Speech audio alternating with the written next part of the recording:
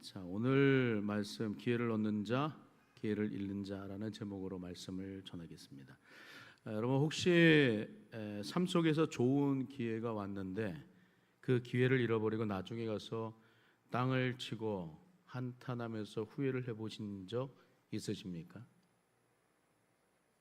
그때 왜 그걸 놓쳤을까 하는 그런 경험이 있으신가요? 특히 하나님께서는 우리에게 복된 인생이 되기를 원하십니다. 그런데 우리는 하나님의 말씀을 잘 순종하지 않죠.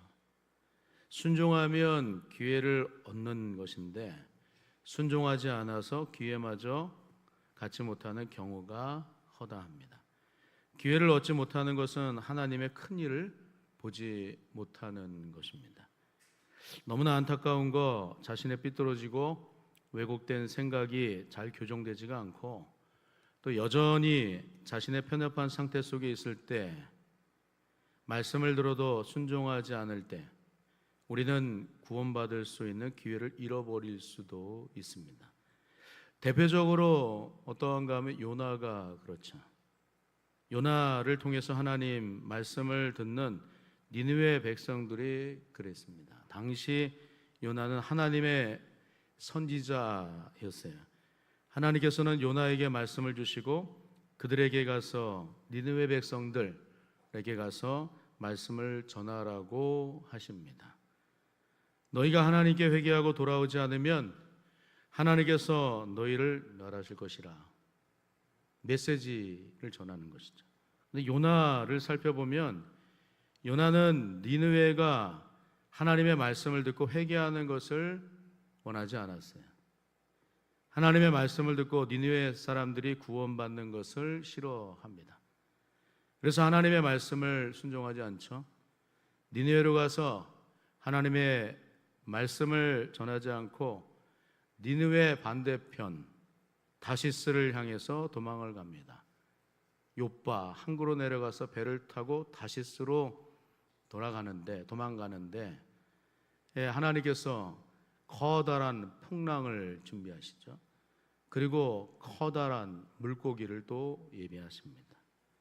요나의 불순종함, 하나님께서 결국 요나를 바다에 던지셔서 물고기 뱃속에 들어가게 만드시고 그가 회개한 후 3일 만에 물고기 뱃속에서 나오게 되는데, 그런 후에도 요나의 모습을 우리가 들여다보면 다시 니느웨 사람들을 향해서 말씀을 전하러 가기는 하지만 여전히 마음 가운데 니느웨 사람들이 확 망해 죽었으면 좋겠다, 이런 마음이 자리 잡고 있는 거예요. 여전히 구원받는 것을 좋아하지 않는 요나의 모습을 살펴보게 됩니다. 왜냐하면 니느웨 성읍은 사흘 동안 걸을 만큼 큰 성읍이었는데 요나는 물고기 뱃속에서 불순종을 회개한 후에도 하나님의 메시지를 하루 동안만, 그것도 억지로 전하고 있기 때문입니다. 그런데 그렇게 억지로나마 요나가 전한 말씀을 듣고서 니느웨 사람들이 어떠한 반응을 보이는가 하면 하나님 앞에 아주 철저히 하나님 앞에 나아가 회개합니다. 굵은 베옷을 입고 하나님 앞에 무릎 꿇고 살려달라고 간절히 애원하는 그들의 모습을 발견하게 됩니다. 요나서 3장 5절과 6절의 말씀이 바로 그 대목인데 한번 같이 한번 읽어볼까요? 같이 읽겠습니다. 시작. 니느웨 사람들이 금식을 선포하고 높은 굵은 베옷을 입은지라. 6절. 그 일이 니느웨 왕에게 들리매 왕이 보좌에서 일어나 왕복을 벗고 굵은 베옷을 입고 제 위에 앉으니라. 니느웨 왕부터 니느웨 사람들 모두가 다 하나님의 말씀을 듣고 금식을 선포하고 지위가 높고 낮음을 막론하고 하나님 앞에 나와 철저히 회개하고 있는 모습을 우리가 발견하게 돼요. 그런데 만일 요나가 하나님의 말씀을 들었으나 계속해서 순종하지 않았다든지, 또는 요나가 전한 말씀을 듣고서 니느웨 백성들이 회개하지 않았더라면 어떠한 일들의 발생이 있겠습니까? 요나도 그렇고 니느웨 백성들도 무슨 기회를 잃어버릴 수밖에 없는가 하면 하나님의 큰 일을 볼 수 있는 기회를 잃어버리게 되는 것이죠. 구원의 역사를 보지 못하게 되는 것입니다. 만일 요나가 순종하지 않았다면 니느웨 백성들이 구원 얻을 수 있는 기회를 잃어버리는 것이 되는 거고, 반면에 니느웨 백성들이 요나가 전한 말씀을 듣고도 순종하지 않았다면 그들 또한 구원을 얻을 수 있을 기회를 잊어버리고 마는 거예요. 구원받을 수 있는 기회 얻지 못하는 것입니다. 그러니까 우리는 하나님께서 우리를 세우신 그 이유와 목적 우리가 생각해 가면서 하나님 말씀하시면 어떻게 해야 됩니까? 늘 순종해야 되는 거예요. 아무리 순종이라고 하는 말을 지나치게 말해도 정말 끊임없이 말해도 끊임없이 말할 수밖에 없는 것입니다. 하나님 앞에서 순종해야 합니다. 아무리 말을 많이 해도 지나치지 않는 거예요. 교회와 성도로서 또 직분자로서 자신의 위치에 맞게 그 역할을 감당하면서 살아야 됩니다. 끊임없이 아무리 말을 많이 해도 지나치지 않는 거예요. 왜냐하면 우리가 하나님의 말씀에 순종하는 것이 순종 안 하는 것보다 훨씬 낫기 때문입니다. 좋은 기회는 누가 주시는가 하면 하나님께서 주시는 것입니다. 하나님이 주신 기회를 선용하고 순종하면 하나님의 큰 일을 보게 되는 줄로 믿습니다. 그런 의미 속에서 오늘 본문을 보시면요, 하나님께서 자신에게 허락하신 좋은 기회를 잃어버린 어떤 한 사람에 대해서 말씀을 하고 있는데, 오늘 보면 1절을 한번 보십시오. 1절의 말씀 보면 보아스가 성문으로 올라가서 거기에 앉아 있더니 마침 보아스가 말하던 기업 물을 자가 지나가는지라. 보아스가 그에게 이르되 아무개여 이리로 와서 앉으라 하니 그가 와서 앉음에, 이런 말씀을 해요. 여기서 이 보아스가 어떤 한 사람을 만나게 되는데, 그는 나오미와 루세 집안을 가장 가까이에서 살펴야 하는 기업 물을 자였습니다. 기업 물을 자라는 말, 룻기서 2장 20절에서 우리가 살펴봤지만 나오미와 루세 가정을 가장 가까이에서 책임질 사람이라고 하는 거예요. 룻기서 2장 20절, 나오미가 자기 며느리에게 이르되 그가 여호와로부터 복받기를 원하노라. 그가 살아있는 자와 죽은 자에게 은혜 베풀기를 그치지 아니하는도다 하고, 나오미가 또 그에게 이르되 그 사람은 우리와 가까우니 우리 기업 물을 자 중에 하나이니라 하니라. 이렇게 얘기를 해요. 여기서 이 기업 물을 자, 어떤 사람을 말하는가 하면 나오미와 루세 집안과 가장 가까운 사람을 말합니다. 오늘 나오미는 그 사람을 가리켜서 보아스라 이렇게 얘기를 하는 거예요. 성경에서 이 기업 물을 자라는 말을 살펴보면 이 룻기서에서 기업 물을 자가 처음 나오지 않습니다. 기업 물을 자라고 하는 말, 레위기 25장 25절의 말씀을 보면 이렇게 얘기를 해요. 만일 네 형제가 가난하여 그의 기업 중에서 얼마를 팔았으면 그에게 가까운 기업 물을 자가 와서 그의 형제의 판 것을 물을 것이요 라고 얘기를 해요. 이 말씀은 자신의 형제나 친족이 경제적인 어려움으로 땅을 팔았거나 종이 되었을 때 그 땅을 되찾아 주거나 속전을 지불하고 신분을 회복시켜주는 가장 가까운 사람을 가리켜 말할 때 기업 물을 자라 이렇게 얘기를 하는 거예요. 또 신명기 25장 5절과 6절의 말씀을 보면 기업 물을 자, 이러한 사람이라 이렇게 얘기를 합니다. 5절의 말씀 한번 같이 한번 읽어볼까요? 같이 읽을게요. 시작. 형제들이 함께 사는데 그중 하나가 죽고 아들이 없거든 그 죽은 자의 아내는 나가서 타인에게 시집까지 말 것이요 그의 남편의 형제가 그에게로 들어가서 그를 맞이하여 아내로 삼아 그의 남편의 형제된 의무를 그에게 다 행할 것이요. 6절도 맞아 있습니다. 그 여인이 낳은 첫 아들이 그 죽은 형제의 이름을 잊게 하고 그 이름이 이스라엘 중에서 끊어지지 않게 할 것이니라 말씀을 해요. 기업을 이을 자 없는 형제의 가정에 대를 잇게 하면서 책임을 다하는 사람 가리켜서 기업 물을 자라 이렇게 얘기를 하는 거예요. 나오미와 룻은 자신들의 기업을 이을 자가 보아스라고 말을 합니다. 근데 오늘 말씀을 가만히 보시면 오늘 보아스는 룻과 나오미를 위해서 자신도 책임을 져야 될 사람이긴 하지만 자신보다 더 가까운 기업 물을 자가 있다라고 하는 사실을 알고 그에게 먼저 기회를 주고 있다라고 하는 거예요. 그에게 먼저 기회를 가지라 얘기를 하고 있습니다. 보아스는 자신에게 기회가 있긴 하지만 자신이 먼저가 아니기 때문에 그 기회를 먼저 가지고 있는 자에게 얘기를 하는 거예요. 그러면서 그 성읍 장로들을 세우죠. 증인을 세우는 거예요. 그리고 이런 말을 합니다. 오늘 보면 4절의 말씀, 내가 여기 앉은 이들과 내 백성의 장로들 앞에서 그것을 사라고 내게 말하여 알게 하려 하였노라. 만일 네가 물으려면 물으려니와 만일 내가 물으지 아니하려거든 내게 고하여 알게 하라. 네 다음은 나요 나 외에는 물을 자가 없으니라 하니 그가 이르되 내가 물으리라 하는지라 이렇게 얘기를 합니다. 기업을 모르겠다라고 말한 사람이 보아스의 말을 듣고서 자신이 선뜻 얘기를 하는 거, 내가 기업 모르겠다. 또다시 오늘 본문 5절의 말씀에서 보아스가 이런 얘기를 또 해줘요. 구체적으로 네가 나오미의 손에서 그 밭을 사는 날에 곧 죽은 자의 아내 모압 여인 룻에게서 사서 그 죽은 자의 기업을 그의 이름으로 세워야 할지니라, 이 말씀도 해주는 거예요.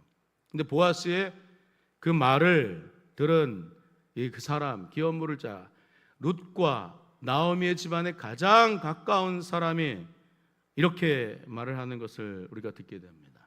6절 같이 한번 읽어보겠습니다. 시작. 그 기업 물을 자가 이르되 나는 내 기업에 손해가 있을까 하여 나를 위하여 물으지 못하노니 내가 물을 것을 네가 물으라.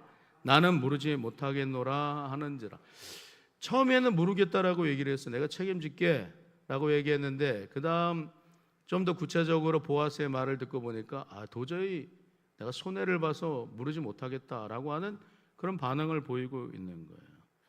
오늘 보아스의 말에 나오미와 룻의 기업을 이을 거절한 사람 세 가지 기회를 잃어버리는 거예요.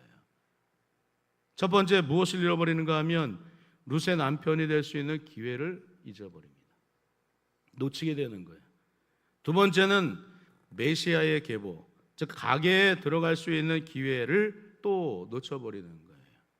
왜냐하면 보아스, 룻을 통해서 보아스와 하나님께서는 그 다음에 대를 이어갈 메시아가 오게 되는 그 조상들, 다윗의 조상을 태어나게 하기 때문이라고 하는 거예요. 메시아의 뒤를 잇게 되는 그 기회를 잃어버렸다라고 하는 거예요. 마지막 세 번째, 하나님의 큰 일을 이룰 수 있는 기회, 눈으로 보지 못하게 되는 거예요. 왜 이 사람은 기회를 놓치고 말았는가? 왜 기회를 놓치게 되는 것일까? 생각해 보면 그 이유는 자신에게 손해가 될까 생각했기 때문에 기회를 잃어버렸다라고 말씀합니다. 오늘 보면 6절 상반절을 다시 한번 보시면 그 기업 물을 자가 이르되 나는 내 기업에 손해가 있을까 하여 나를 위하여 물으지 못하노니 라고 얘기를 합니다. 손해 때문에 돌아보니까 내가 너무 극심한 손해를 볼 것 같으니까 도저히 물으지 못하겠노라, 그렇게 반응을 보이고 있는 거예요. 여러분, 이 말씀을 보시면 결국 현재 일을 생각하면서 나중에 하나님의 영광의 자리에 서게 되는 것을 고려하지 않으면 하나님께서 주신 큰 기회를 얻지 못한다라고 하는 것을 우리가 살펴볼 수가 있습니다. 하지만 보아스의 모습은 어떻습니까? 기꺼이 나오미와 룻의 가정을 위해서 기업 물을 자가 되겠다라고 얘기를 하는 거예요. 왜 보아스는 룻의 가정에 기업 물을 자가 되려고 하는 것일까? 또 생각을 하게 됩니다. 이유는 우리가 지난주에 살펴보았지만 룻기서 3장 10절의 말씀에 그 이유를 알 수가 있어요. 룻기서 3장 10절의 말씀을 좀 주의 깊게 보시면 그가 이르되 내 딸아 여호와께서 내게 복 주시기를 원하노라. 네가 가난하건 부하건 젊은 자를 따르지 아니하였으니 네가 베푼 인애가 처음보다 나중이 더하도다, 이 말씀을 하고 있기 때문입니다. 보아스는 룻이 고향과 자신의 신들을 뒤로하고 여호와 하나님을 선택한 그 결단, 자신의 시어머니 나오미를 끝까지 봉양한 그의 헌신적인 사랑, 그 헌신적인 사랑 가운데 담겨져 있는 무엇을 보았기 때문인가 하면 하나님의 은혜를 보았기 때문이라고 하는, 인애를 보았기 때문이라고 하는 거예요. 헤세드, 책임지시는 사랑, 끝까지 사랑하되 마음먹은 대로 끝까지, 한번 사랑하기로 마음먹으면 끝까지 사랑하고자 하는 그 마음, 하나님께서 우리를 사랑하시는 그 사랑을 이 룻의 모습을 통해서 보았기 때문이라고 하는 거예요. 자기의 시어머니 나오미를 끝까지 봉양하겠다라고 하는, 헌신하겠다라고 하는 그런 헤세드, 그 사랑에 크게 감동을 받았기 때문이라고 하는 거예요. 그럼 우리도 서로 간의 관계 속에서 그러지 않습니까? 누가 하나님을 잘 섬긴다라고 하면 그 모습을 보고서 순간 밀려오는 그 쓰나미 같은 감동이 있지 않습니까? 그런 게 있죠. 오늘 기관장회의 하면서 저는 또 한 번의 그 쓰나미를 느꼈는데, 이번에 70 대신 만 70대 되신 분들이 경로 여행을 떠나는데, 경로 여행을 떠나게 되면서 봉양을 받아야 되잖아요. 만 70세 이상 되시는 분들이. 근데 이번에 만 70세 칠순을 맞이하신 분들 4명이 섬기겠다라고 하는 그런 얘기를 하는 거예요. 각자 주머니에서 돈을 내서 이번에 경로 여행을 하는 그런 분들을 대상으로 해서 본인의 것들을 먼저 내놓겠다라고 하는 거예요. 그래서 50만 원에 대한 찬조를 하겠다라고 얘기하는 거예요. 섬김을 받으실 수 있는 분들인데 만 70세시니까 누구라고 얘기하진 않겠습니다. 뒷조사하지도 마세요. 섬김을 받을 수 있어요, 얼마든지. 그런데 도리어 섬기겠다라고 하는 거, 누구의 마음이 있는 거예요? 예수님의 마음이 있는 거 아니겠어요? 마가복음 10장 45절에 있는 말씀과 같이 예수님의 귀한 모습을 닮아가는 모습이라고 말할 수 있지 않겠습니까? 인자가 온 것은 섬김을 받으려 함이 아니라 도리어 섬기려 하고 자기의 목숨을 많은 사람의 대속물로 주려 함이니라. 이게 예수님께서 이 땅 가운데 오신 이유와 목적이라고 말씀을 하는 거예요. 근데 그 예수님을 쫓아가는 그 모습으로 내가 섬김을 받지 않겠노라고, 내가 먼저 섬기겠노라고 자기의 것을 먼저 내놓을 수 있는 그런 마음, 다른 사람에게 감동을 주는 거예요. 감동을 주는 줄로 믿습니다. 근데 저는 우리 교회가 이런 아주 선한 이런 전통이 세워져 가는 모습을 볼 때 너무 감사하더라고요. 자신이 먼저 섬기겠다라고 하는 우리 5분의 우리 장로님들이 이번에 세워지지만 그 앞서 세워진 우리 장로님들 2분이, 저는 제가 우리 교회 와서 좀 약간 충격을 먹었던 게 뭐냐면, 새벽에 아침에 밀대가 나와 있는 거예요. 이 밀대를 누가 미는 걸까? 장로님들이 밀대 밀고 있어요. 본당을 청소하겠다고 화장실에 가서 물을 적셔다가 탈탈 털고 빗자루를 먼저 쓸고 밀대를 미는 그러한 모습. 다른 교회 가면 이런 모습 못 봐요. 우리 교회니까 보는 거지. 아멘입니까? 제가 많이 돌아다녀 봤잖아요. 제가 부교육자 20년을 생활해 봤는데 20년 동안 여러 교회를 다녀봐도 장로님들이 밀대 잡고 앞에서 앞장서서 그렇게 하시는 장로님들 내가 본 적이 없어요. 이거 하세요, 저거 하세요 라고는 얘기하지만, 근데 그런 일들을 하는 거예요. 그러니까 이런 우리 5분의 세워진 장로님들이 이제 앞으로 어떻게 할까 내심 저는 기대가 됩니다. 거기에 가장 선임으로 누가 계시냐면 우리 고영희 비택 장로님이 딱 서 계시는데, 이제 고영희 비택 장로님이 앞에서 밀대 잡고 일하시는 모습을 우리는 종종 보게 될 줄로 믿습니다. 왜 아멘들 안 하세요? 고영희 피택자노님은 아멘 안 하실 수 있지만 예. 그러니까 이런 좋은 전통이 세워지는 거예요. 근데 이 귀한 모습이 누구를 닮아가는 거예요? 예수님 닮아가는 거예요. 예수님. 기도의 자리 나오라 하면 제일 먼저 나오는 거예요. 기도합시다 그러면 제일 먼저 나와서 기도하는 거예요. 교회에서 뭔 일 합시다 그러면은 제일 먼저 나와서 그 일들을 하는 거예요. 좋은 전통이에요. 좋은 전통. 그럴 때 모든 사람들이 같이 그 일들을 도모해 나갈 수가 있는 거예요. 오늘 보아스의 모습, 룻의 모습을 통하여서 자기의 시어머니를 봉양하는 그 모습을 통하여 예수님의 사랑, 하나님의 사랑, 헤세드의 사랑을 보게 되었기 때문이라고 하는 거예요. 보아스는 룻의 이러한 행동을 인애라고 이렇게 표현합니다. 헤세드라고 표현하면서 책임을 다하는 사랑이라고 말을 합니다. 처음 인애보다 나중 인애가 더하였다라고 평가하면서 룻을 현숙한 여인으로 인정하는 거예요. 루키서 3장 13절 하반절의 말씀을 보시면 여호와께서 살아계심을 두고 맹세하노니 내가 기업 물을 자의 책임을 내게 이행하리라. 이 말은 보아스가 룻에게 직접 하는 말이었는데 보아스는 룻의 모습을 통해서 하나님의 인애를 본 것입니다. 그러니 믿음으로 말씀을 순종해 나아가는 거예요. 하나님께서 주신 기회를 잃어버리지 않는 거예요.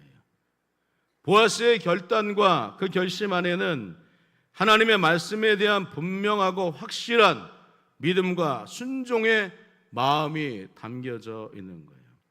이것을 다른 말로 하나님 앞에 전심이라고 말할 수 있지 않겠습니까? 하나님 앞에 전심인 삶을 우리 모두가 살 수 있어야 되는 줄로 믿습니다. 하나님 앞에 전심인 사람은요, 사람에게도 진심이에요. 진심. 나 하나님 앞에 전심입니다. 사람에게 진실된 모습이 드러나지 않는다면 그건 가짜죠. 나 사람에게 진심입니다.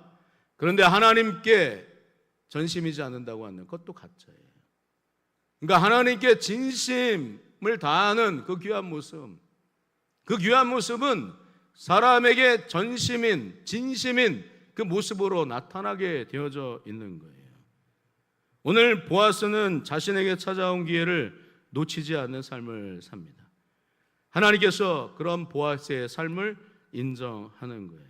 그리고 이스라엘의 역사 속에서 하나님의 영광이 보아스의 순종을 통하여서 신앙의 명문 가문을 이룰 수 있도록 그 다음에 오벳을 낳고 그 다음에 이새를 낳고 그 다음에 다윗을 낳고 그 다윗의 후손으로 예수 그리스도가 오게 되는 놀라운 은혜의 역사를 눈으로 보게 하는 줄로 믿습니다. 우리도 어떤 삶을 살아야 되는 기회 주실 때 그 일은 내게 맡기신 것입니다. 하나님께서 내게 나를 어여쁘게 막 생각하셔서 내게 맡기신 것이 다른 사람에게 내줄 수 없습니다. 그 은혜를 사모하면서 그 맡겨진 일들을 잘 감당해 나갈 때 하나님께서는 우리의 삶을 통해서 영광을 받으시고 우리의 모든 삶을 복되게 하실 줄로 믿습니다. 오늘 그러한 은혜 생각하시면서 하나님 기회 주실 때 받자, 그 말씀대로 잘 순종하여 주님의 영광, 주님을 영화롭게 하는 복되고 귀한 삶 모두가 다 살아가실 수 있기를 주님의 이름으로 축원합니다. 기도합니다. 하나님, 은혜와 사랑을 감사합니다. 기회를 우리에게 주시는 줄로 믿습니다. 말씀에 순종할 기회를 주시고 기도할 수 있는 기회를 주시고 헌신할 수 있는 기회를 주시고 섬길 수 있는 기회는 하나님께서 우리에게 주시는 줄로 믿습니다. 그 사실을 잘 기억하여 순종하고 하나님 앞에 영광 올려드릴 때 우리의 그런 삶을 통해서 영광 받으시는 우리의 삶, 우리의 모든 모습이 다 될 수 있도록 우리 모두를 축복하여 주옵소서. 감사합니다. 예수님 이름으로 간절히 기도하옵나이다. 아멘.